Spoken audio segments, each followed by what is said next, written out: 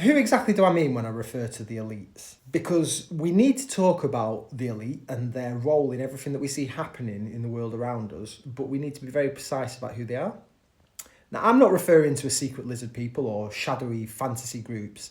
It's something far more mundane, but then far more dangerous. By elite, I mean a relatively small group of people who hold a disproportionate economic, political, and cultural power. They sit on top of the finance structures, the supranational institutions, corporate lobbying groups, legacy wealth creation, and the policy shaping organisations that we see right across the West. These people move easily between the government, NGOs, global forums, and boardrooms. And none of this is hidden. It's all documented and it's all very normalised. But crucially, they're not us, yeah? They're not the descendants of miners or factory workers. They're not the descendants of press sailors or conscripts or field labourers. Many of these elites are the actual historical beneficiaries of the age of empire, plantations, monopolies and exploitation. The people who truly profited from the slavery and colonial extraction didn't vanish.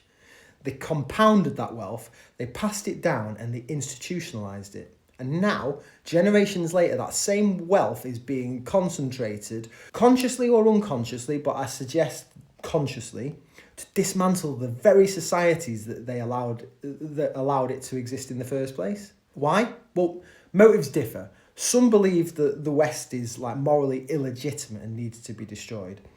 Some people believe that population needs to be managed and they've got the solution of how to achieve that.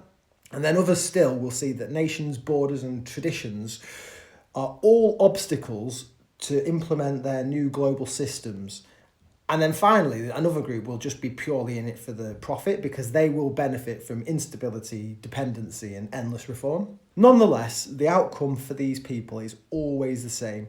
They want to see a weakening of these shared identities that we across the West have. They want to see a breakdown of trust. They want to see an erosion of national cohesion. And they also want to promote endless guilt without responsibility and power without accountability. Now, on top of this elite, there's then a sub-elite or a secondary class. The hangers-on. These are your careerists, the activists, bureaucrats, media figures and influencers. And they all gain status, money or moral validation by carrying water for ideas that undermine the inheritance that their own ancestors actually struggled to build.